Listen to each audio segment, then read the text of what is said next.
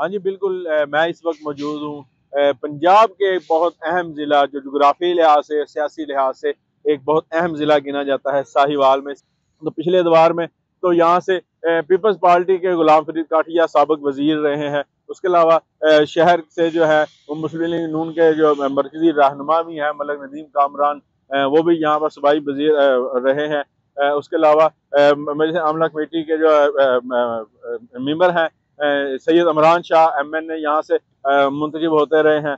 तो अब हम बात करेंगे साहिवाल की आवाम से कि इस इलेक्शन में, आने वाले इलेक्शन में वो किसको वोट देते हैं। आए चलते हैं। PTI किसी का नहीं है, किसी का नहीं। वोट नवाज शरीफ का नहीं। इमरान खान। वोट शेरनो। वोट हम किसी को डालेंगे नहीं। वोट किसी का भी नहीं है। वोट नून लीग का। पाकिस्तान में देना PTI को इंशाल्लाह दे।